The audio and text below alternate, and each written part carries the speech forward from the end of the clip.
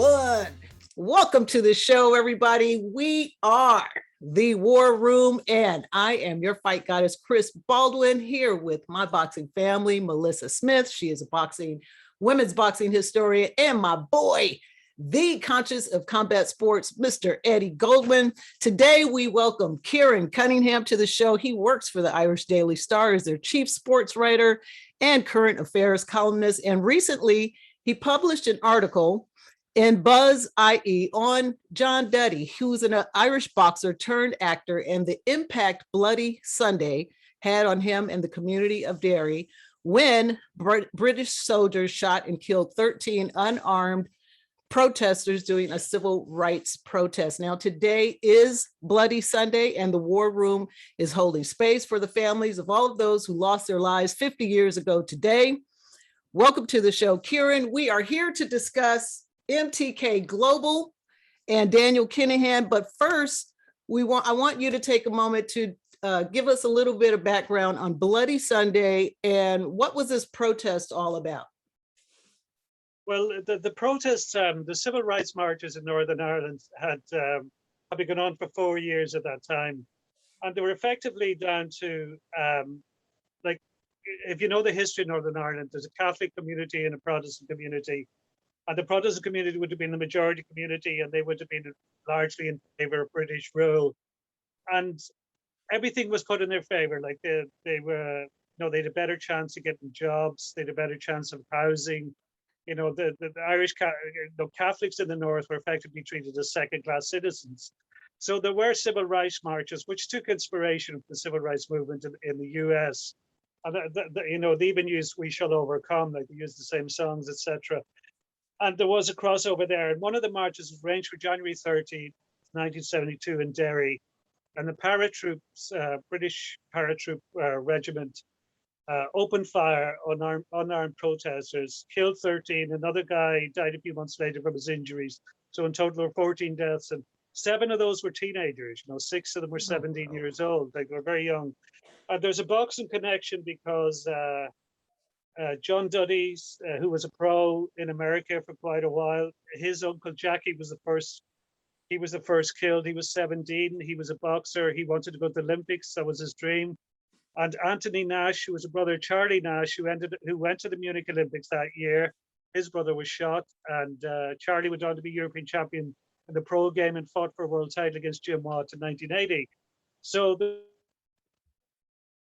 justice, like, it took until 2010 for the British government to apologize for what happened, but there's never been, there has been attempts to bring some of the military personnel involved to justice, but it hasn't happened yet.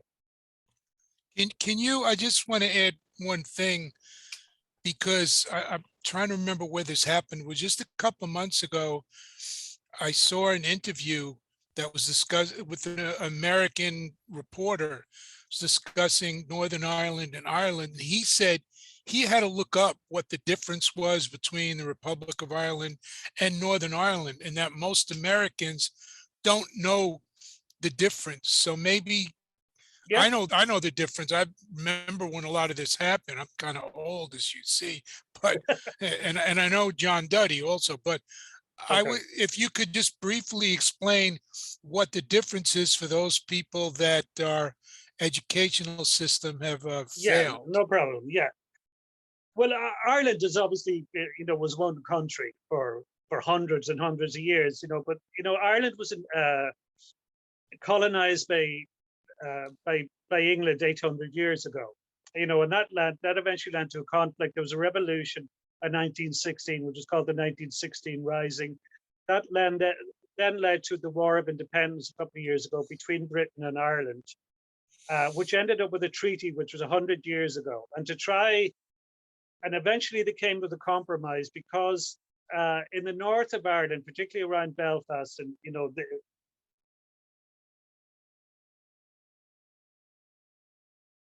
to Scotland especially, and they very much wanted to be part of Britain, to remain part of Britain. So there was a decision taken by the negotiators on both sides to partition the island.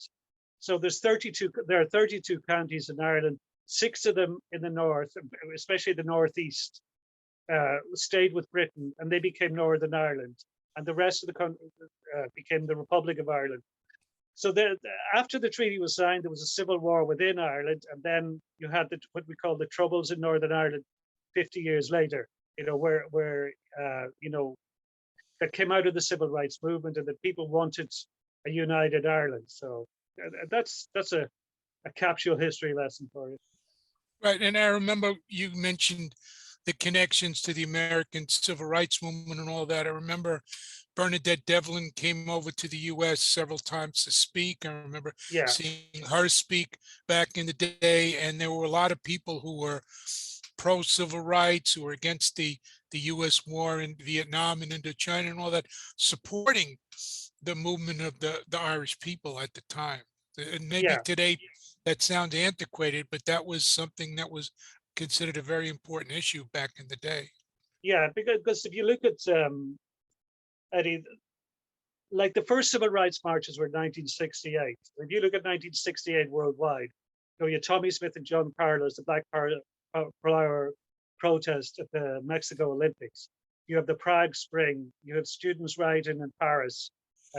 You have Martin Luther King was shot dead. You have all sorts of stuff happening around the world. Like there was a revolutionary fervor around that time, and that there were people within Ireland who latched onto that and saw themselves as a part of a bigger movement. And worldwide there was a political awakening at that time. This is fascinating history. Thank you. So we want to move this into the conversation about your latest article. So I think you just did another recent article on Daniel Kinahan's being the advisor to so many boxers. And give us let's hear the story now. What's going on with that in MTK Global? Because I know they're being sued. Yeah. Should I explain who he is? Like, would your listeners know, or should I fill in some of the history on Daniel Kinahan and MTK? Give a little history, because while we've had this before, among the American boxing media, there's been a little bit of coverage of him sporadically, but not a whole lot, and mostly ignoring it because they're just doing whatever Bob Arum and Tyson Fury and Frank Warren and MTK Global and those people, they're just sort of repeating whatever they say and not really elucidating on it. Right. Okay. Well, it started with Christy Kinahan, who's Daniel's father, and he would be a notorious gangland figure in both Ireland and worldwide. And he has, he's gone to prison at various times there, and he would have been, the father figure of the Kinahan cartel. And Daniel Kinahan is now the head of the Kinahan cartel. And the Kinahan cartel, like, this isn't by any means an Irish story, like a small story. Like, the Kinahan cartel is one of the biggest global drugs cartels in the world. Like, it's been linked with 70 murders worldwide.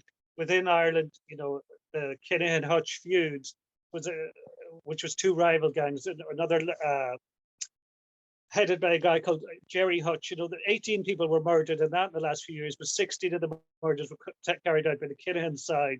And it's a $1 billion cartel. Like, it operates in South America, all over Europe, it operates in America, it operates in Africa, it operates in Australia. But, one thing that's always brought up with Daniel Kinahan, some people who defend him say that he has no convictions, but, in the High Court in Dublin, they've named him as the head of this cartel. The police have named him. It's widely accepted by international police boards as the head of this cartel. The reason he lives in Dubai is he lived in Spain for many years. There's an extradition treaty with Spain. In Dubai, the problem with trying to get somebody extradited from Dubai is that they want a reciprocal agreement. And the Irish government don't want to undertake that with the United Arab Emirates because of human rights issues. But there could be people here, say in Ireland, that they want to bring back to the UAE for something that we wouldn't see here as a crime. It's maybe just their political dissenters, whatever. So he's gone to Dubai because it's a safe place, but the net is closing on him. But at the same time, he's quite arrogant, and his moves to put himself at the front and center of boxing have never stopped. Before MTK Global was called MTK, it was called MGM. It has never been made clear when he first became involved with MGM, but we know that he was pictured in July 2014 having lunch with Matthew Macklin, the founder of MGM, and the promoter Eddie Hearn. They were pictured together in Spain. A month later, MGM made front page headlines when the boxer Jamie Moore was shot outside his Marbella gym. That November, Macklin was knocked out in a WBC title eliminator in Dublin. Kinahan was in attendance all along. In July 2015, they had their first card in Dublin. Kinahan was photographed inside the ring that night. 5 months later, there was a small hall show in Dublin. There was an assassination attempt on Kinahan. Then this is the big one. February 5th, 2016, there was a weigh-in at the Regency Hotel in Dublin for a fight involving MTK fighters, a card involving MTK fighters. An associate of the Kinahan cartel, David Byrne, was shot dead. It's believed that Kinahan was the intended target, but he left the weigh-in early. And that, since that Regency shooting in 2016, professional boxing south of the border in Ireland, like big shows still go on in Belfast, but in Dublin especially, it's dead. You know, the police won't allow it because it's too dangerous. It's a magnet for gangland, particularly the people involved around Kinahan. And Dublin really now is the only capital city in the whole of Europe that can't host a major boxing event. Like there's still the odd small hall show, but there's nothing, there's no arena shows and no stadium shows. And it's all down to this guy, Daniel Kinahan. And so even Irish star boxers like Katie Taylor she has to box in the UK and coming to America and everywhere else but her home country. Yeah, she's never fought here. You know, never fought here as a professional, and that's down to the Kinahan factor. Like at different times, you'll hear Eddie Hearn say, "Oh, you know, we would love to do something in Dublin, and we're working on that." But you know, it's been made clear to me that it's not going to happen because a couple of issues. They might have to put MTK fighters on the undercard, and the police wouldn't be in favor of that. And they're just afraid of the big events that it just becomes a magnet for trouble. You know that the boxing has become boxing has become almost toxic in Ireland, which is a shame. Like I should point out where boxing stands in the Irish sporting landscape. Like by far, boxing is Ireland's most successful international sport. More than half of Ireland's Olympic medals have come in boxing. You know, most of the world champions Ireland have had at professional level in different sports have been in boxing.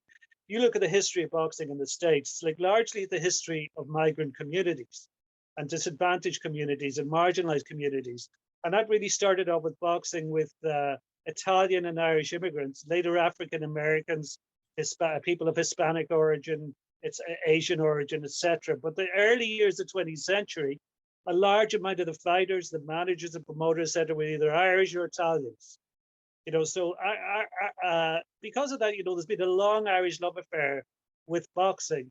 So it's very sad where we are now. Like there's no more loved figure in Irish sport than Katie Taylor, but she can't fight here, you know, which is really sad. It's heartbreaking and also heartbreaking for young girls who can't go and see her perform at her peak of her professional career, even though she's been so important to the development of the sport for women in particular in Ireland. Yeah, but you see that in the gyms, Melissa, like the amount of young girls and women who've taken up boxing, particularly since the 2012 Olympics, which she won gold, like it really had a massive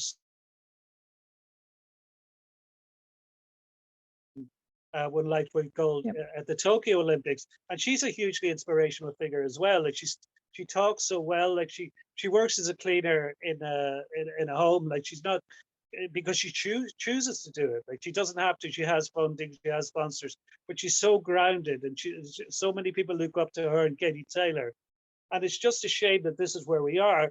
And one of the things that really gets to me is that people in boxing have enabled this. They've allowed this to happen. Like there's no proper governance in boxing. Like if this was, say, soccer governing body like FIFA.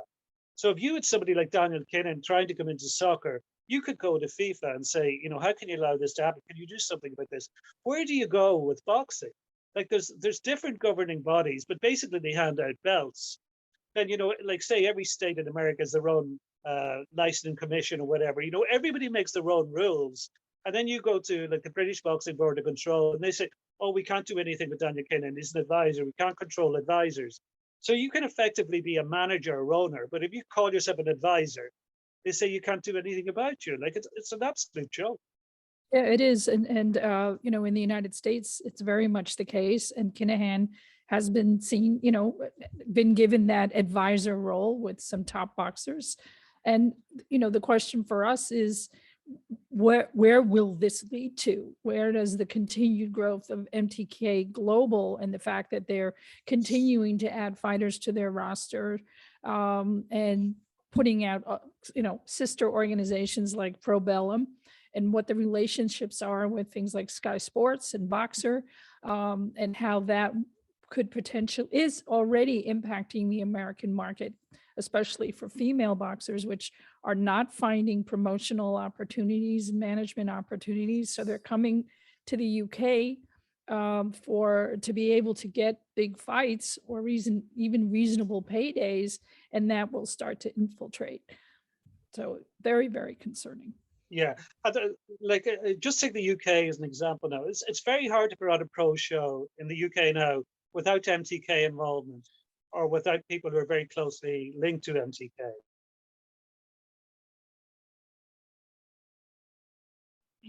There's no clarity with the way they operate. Like I've sent them so many questions at different times. Every one of the questions been ignored, the emails, the calls.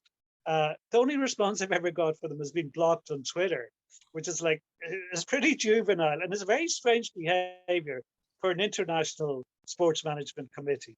It's a very strange way to deal with journalists. So, you don't get clarity. Like I've asked TV companies, do they ever negotiate? They all say they don't. But clearly somebody's talking to Daniel Kinahan, because all the boxers say they're advisor, and so many boxers say he's the guy who's organizing things. But you ask people, they say, oh no, I've never spoken to him. Well, who the hell's speaking to him? Because somebody is. These deals have been made.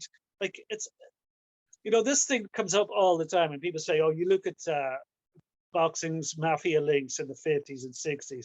You look at Don King killed two guys. What happened 60, 70, 50 years ago doesn't let you get away with this now. It doesn't give you a free pass. It's completely irrelevant. Like no other sport I can think of will be allowed to behave like this. Like in sport, boxing is always, there are a lot of people within boxing who've always been attracted to, Jimmy Cannon, the journalist, described it as the red light district of sport. A lot of people have liked that it's got that kind of shady allure, but you still have to do things in some way properly, and that a guy with these kind of questions and all the allegations and all the stuff that's been put out there, and all the, really serious claims been made about how the the Kinahan cartel operates. How you still allow this to happen? Like, it's really damaged my love affair with boxing. I'll be honest, really hurt. I have one question. In your research and your work, have you found any links between the rising online gambling industry, both in Europe and now all permeating the United States, and any of Kinahan's organizational tentacles? I haven't looked into that. No, it's something I might look into, Melissa. I don't know of that, so I don't want to speculate. But no, it's not something I know about. Yeah, I mean, that's something that we've been starting to think about because it's something that has been certainly in Las Vegas and other centers, but what we're finding now is that even on major sports, on major boxing shows, they're being actually sponsored in part by these gambling organizations. Not only that, but their on-air commentators are giving the sports line in between rounds so that people can bet. And it just seems to me rife for corruption opportunities, where someone can just, even if they shave what they do in one round, it can have very large implications in an online betting environment. Hence the question. Okay, fair enough. Right. Well, you also mentioned the situation in Dubai, and all of a sudden, out of nowhere, Dubai in the United Arab Emirates has emerged as a major venue for boxing. They now have a promotional company, which you mentioned earlier, Probellum, which is based in Dubai, although the president, at least the name, is Richard Schaefer, formerly of Golden Boy, who's based in Los Angeles, a former Swiss banker. And all of a sudden, Probellum, with no TV contract, with no streaming contract, putting on shows before small crowds, is signing dozens and dozens of these fighters. They signed Sonny Edwards, who holds a flyweight belt, who openly is pro Kinahan. They just signed Estelle Mosley, who's an Olympic gold medalist who defeated, it's controversy because of course it's the Olympic judging, but she has a win over Katie Taylor. The question is, where did this come from, and how is this really being developed? And from what I understand, while Schaefer is the front man, a number of their executives are former MTK Global executives now with Probellum and booking MTK fighters, like I said, Sonny Edwards and many others. So it looks like this sort of burying. It looks like that. I think they do run some MTK Global shows, but I think for the big shows, they're sort of embedding themselves in these other major boxing events. And of course, with Tyson Fury, we know that Fury is tight with that. And the purse bid was just won by Frank Warren for 41 million US dollars, and the sanctioning bodies, in this case, the It's WBC. amazing Frank is suddenly is that amount of money. That's all I'll say. Yeah, where did that come from? And the sanctioning bodies aren't going to do anything about it because they get 3% of the take, and that's a nice haul for one fight.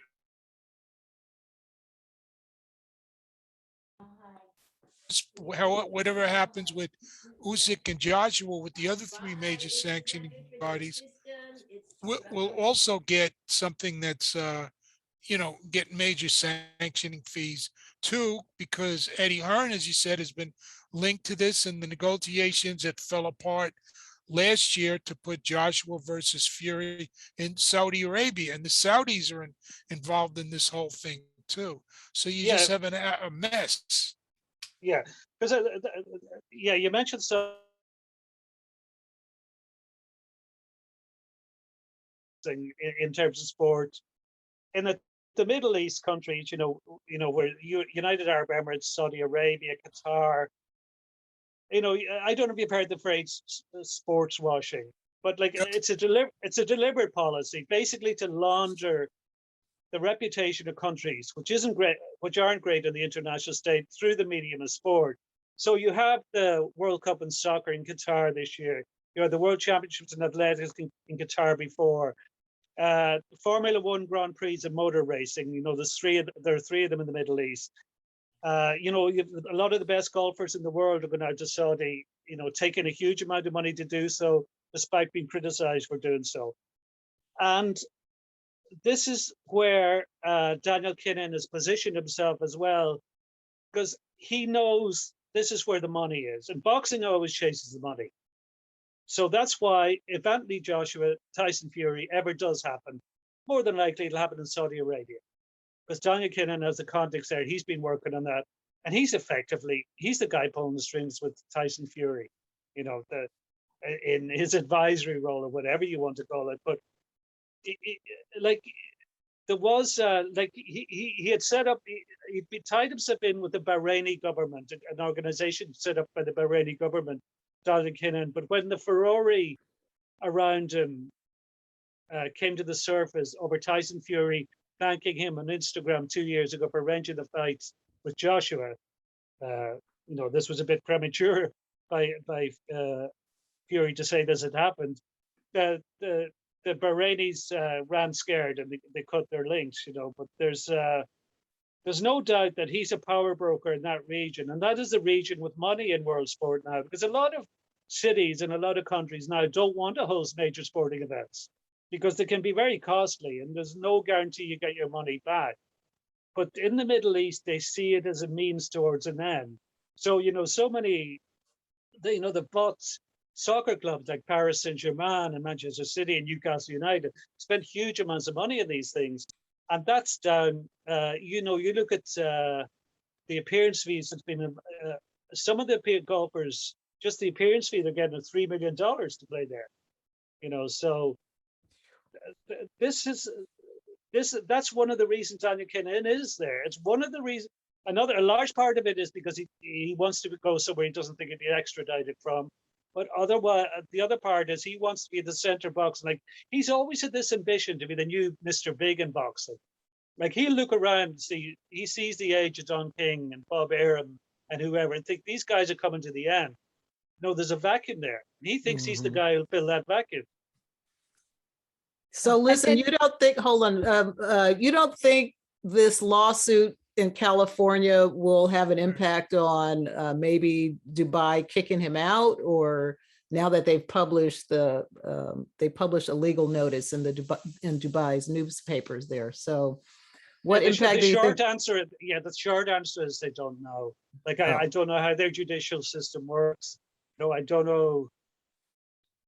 You know, would they ever even be able to get it into court? You know, it's a long shot. So, no, I don't know. You know, it's like there are a lot of claims in that suit, and backing up the claims, you know, is hard to do. Right. So, you know, but I think the likelier scenario, to be honest, is that he's eventually extradited, because a lot of people within the Kinahan cartel have been lifted in the last year or two. You know, a lot of them have been jailed, a lot of them have been convicted. So the net is closing, and a lot of his most trusted lieutenants are now behind bars. So I think there is huge international pressure in Dubai over this guy, because you know, Kinahan's involvement has got a lot of publicity. Like, I see years since the BBC Panorama program, and you know, that brought the story to a wider audience than just boxing fans. Because largely within boxing, most boxing fans don't care. As long as the fights are made, they don't care. You know, that's, and you know, this is has been a very frustrating story for me to cover, because it's very hard to get people to talk on the record. Like, I've talked to a lot of people, like boxers and trainers and managers, whatever, who think, oh, you know, this guy's terrible for boxing. You know, I wish he was get out of it. I wish there was somebody who stand up to him. But they won't say so in public, because there's fear there. And it's not just fear because he's a dangerous guy. It's fear that if you cross him, you know, he has the power to make life very difficult for you in boxing. So you won't get on cards, you won't get the money, you won't get the purses, whatever. So, you know, you just do a quick Google search and, you know, try and find people who've spoken out against Daniel Kinahan within boxing. There are very, very few. Barry McGuigan is one of the few. Yeah, Barry McGuigan is few.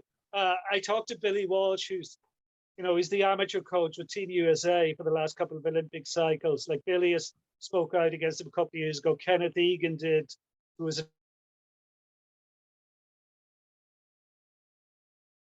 you know, 3 or 4 you're looking at. That's about it. The case from California is interesting because it directly involves American law, where MTK Global is accused of poaching fighter Jojo Diaz while he was still under contract to one of the smaller management companies. And this lawyer, I think his name is pronounced Eric Montalvo, went to Dubai and is making a whole big case about it. And I think it comes down to whatever, you know, you talk about a legal system in a country like the United Arab Emirates. It's an absolute monarchy.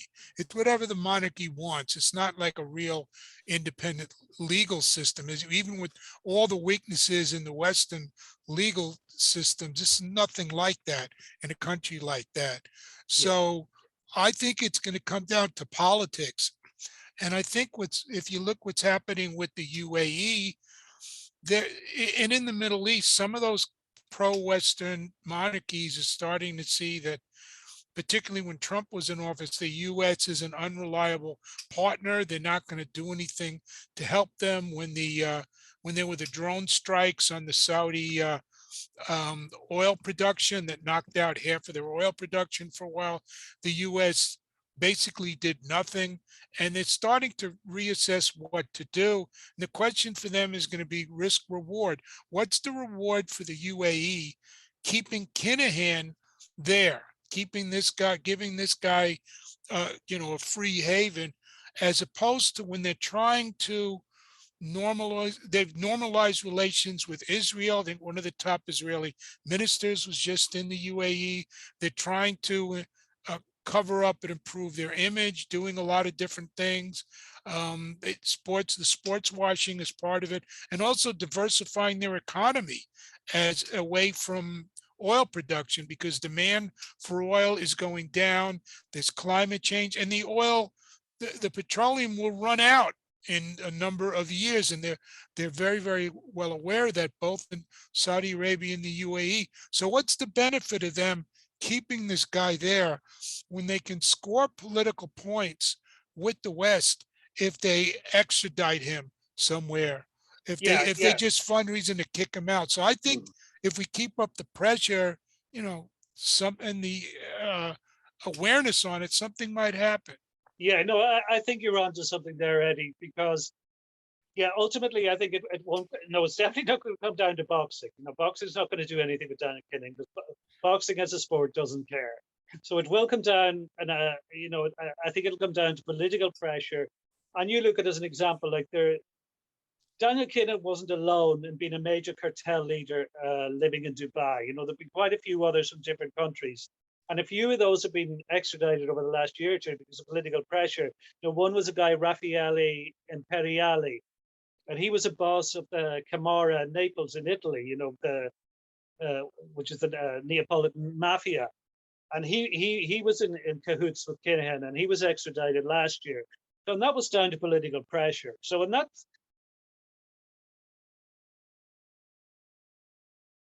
your image. And if you're harboring somebody like Daniel Kinahan, your image is going to be tainted. So eventually you have to act. So I think political pressure will come to play. And, Daniel Kinahan isn't allowed to enter the US. If he sets foot in European soil, he will be arrested. So, where does he go? Dubai, if he thinks, I need to get out of Dubai, he doesn't have many places to go to. So, that was one of the reasons I think he wanted to set up the link with Bahrain, that he thought maybe that door. So, I don't think the Kinahan story will run and run. I think he will eventually be brought to justice. You could always go to Russia, of course, since another Putin will take mafia him. guy in Russia. Yeah. They like absolutely. a bit of sports washing as well. So Exactly. they're very fond of it. But I want to get back to your the article you wrote last week about Michael Conlon, and Okay. who's going to be fighting Lee Wood for the WBA World Featherweight title on a matchroom boxing card in Nottingham on March 12th. So what will have on Conlon in terms of his career, his place in boxing? Because you've brought up the connection to MTK Global, and what does that impact sort of locally, but also in the region in the UK as well? Well, I'll just give you a bit of backstory, Melissa. Like, I used to be quite friendly with Michael Conlon. Like, as an amateur, I knew him. It's probably 10 years ago since I met him. Like, I covered him at the 2012 Olympics, the 2016 Olympics. When he had that controversial defeat at the Rio Olympics, I actually went to meet him in his apartment with his family a couple of days later for an interview, on the Zone, because I did know him quite well. But so it's difficult to write, to go in so hard on somebody you had a lot of time for. But I cannot defend how much he's got in bed with, MTK Global. Like, his brother Jamie was vice president as well. Now they've set up their own group called management company called Conlon Boxing, and they've signed up some fighters, and there's just no explanations of where the money comes from. Or Michael Conlon is still listed on the MTK website as an MTK fighter. Even though there's Conlon boxing crowd are there, he's trained by Adam Booth, who's an MTK trainer. He will be taken on for the world title. He'll be taking on Lee Wood, who's an MTK fighter, and who's managed by Ben Davison, who's an MTK trainer. And Davison has been one of the most vocal supporters of Daniel Kinahan in the boxing world. Like, he's come out regularly and said, "This is what, guys, the best thing ever to happen to the sport." So, a few years ago, it was what year? Well, let me just double check the year. It was 2015. The national broadcaster in Ireland is called RTE, and they have a Sports Person of the Year award, and it's quite a prestigious award. And Michael Conlon won it in 2015. Up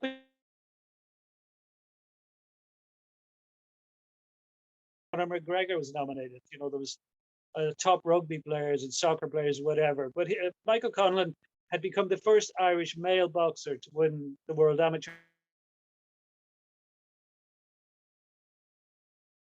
the London Olympics as well.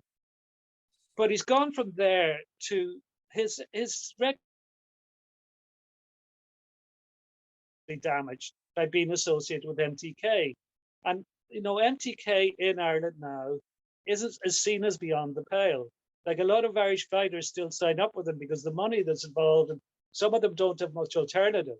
There are others like Michael Conlon who think did make a choice, and Gareth Frampton made a choice. They could have gone other places. But you know, there's some I have a bit of sympathy for because nobody else was going to give them any chance of having a bit of a living. But you know, Michael Conlon, I'd be curious about the week of that fight and the reaction if he wins. You know, will he be acclaimed as a world champion the way we've acclaimed Irish world champions in the past? I'm not sure yet how that'll play out, but it'll be interesting to see. Has there been much backlash to your article since you published it? Yeah, I get a bit, Melissa, but you know, it's water of a duck's back at this stage because, you know, a lot of it is online, and most of what you get online is abuse.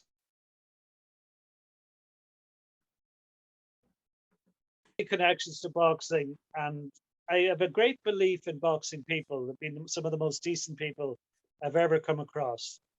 You know, and I that's what I stick to. You know, that's why I think the sport is worth fighting for. So I don't really care what fanboys, and mostly they're boys, have to say about it. So women are a bit more reasonable. You're right.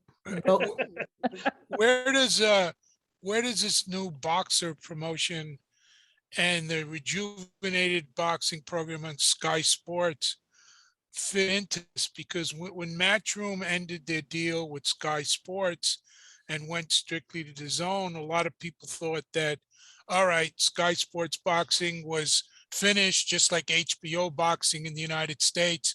A couple of years ago, that's finished, and they haven't restarted that. And all of a sudden, it's been resuscitated with a lot of MTK fighters and others. You know, Sky Sports is just a major broadcaster of boxing for a long, long time in the UK. And where does that fit in? That this boxer promotion, which was a small tournament that they had before the Matchroom deal was over, all of a sudden it's a major international promotion. Yeah, the short answer, Eddie, is if you bring up Boxer or Conlon Boxing or Probellum, you know, and want to know, are they in any way related to MTK or whatever? We don't know. Like nobody's ever, you know, I've sent questions to both Boxer and Probellum asking them, and I've received no answer. So there's been nothing put out to confirm they are or they aren't. But people do see a lot of crossovers. They see a lot of personnel involved in the MTK personnel involved in different bodies. And that causes them to ask questions, and that causes them to wonder where the money is coming from. You know, go back to what when BBC Panorama did that report. Like one of the questions that was put to Bob Yalen, the CEO of MTK Global, is, you know, how is all this funded? Like, how can you expand so quickly when a lot of people within boxing were feeling the pinch? And he said, we have a big pot of money, and nobody has ever explained where the big pot of money comes from. Exactly. I've been wondering where that big pot of money came from. Well, look, is there anything else you'd like to share with our viewers on Daniel Kinahan, or what stories you're working on that you want to share with the people? Well, I've been working on a podcast series myself about Daniel Kinahan boxing. It'll probably be 5 parts. It'll be at least 3 parts. Hopefully it'll be out in the next month. I've done 12 interviews and I have a few other people lined up to interview. So I've interviewed people in the States, Germany, UK, Ireland, between boxing, politicians, police, etc. So I'm just trying to some of the stuff we talk about, just trying to join a lot of the dots, you know, and just, I want to keep the story out there because it's important. There's too many people who wanted to disappear. Unfortunately, within the boxing media, the way the boxing media works, they're so dependent on promoters and managers for access and for even to get accreditation for fights, etc. Very few within the boxing media are willing to confront the story. But I think it's a very important story, and it's one that we should keep highlighting. Absolutely. And where can the people find you on social media? KC67, SIXTYSEVEN on Twitter, KC67. That's the one I use most, Twitter. I don't use the others much. I use them a little bit. But Well, you follow us back on Twitter too. I'll give do us that. a follow. I thought I was. I'll do that straight away. Right on. Well, look, Kieran, it has been a pleasure and an honor to speak with you. I want you to keep up. We all want you to keep up the great work and bringing awareness to the dirty open secret in boxing. That is the Daniel Kinahan drug cartel. Because we'd like to see boxing come back to Dublin, right? People want to see boxing. We want to see Irish fighters fighting in Ireland and Dublin. Okay. Yeah, you're welcome to come over, Chris. I can't wait. You know what? I did my ancestry. I am like 16% Irish. I'm coming over there. Okay. I'm a Black Irish baby. Let's go. Okay. Well, look, Melissa and Eddie, I want you guys, Melissa, go ahead and tell everybody where they can find you on social media. Sure, absolutely. At Girl Boxing Now on Twitter and Instagram, and girlboxing.org on my website. Thank you. Right on. Eddie, tell the people where they can find you. Catch me on Twitter is the main social media at NHB News, and also patreon.com/Eddie Goldman, where you get exclusive articles, not just the new ones. You get access to all of them that have been up for over a year on a whole lot of different topics, and audio and video as well. So sign up, support independent journalism that doesn't kowtow to all these bad forces. That's right. And this is Sports Justice Radio. This is the WAAR Room, and you guys can check us out at warsports.com, WAAR sports.com. And I am the Fight Goddess. You can follow me on Twitter at Angry Afro Radio. And this is Angry Afro Radio. Everybody, we are out. Peace, love, and push-ups. All right. I'll see you guys next time.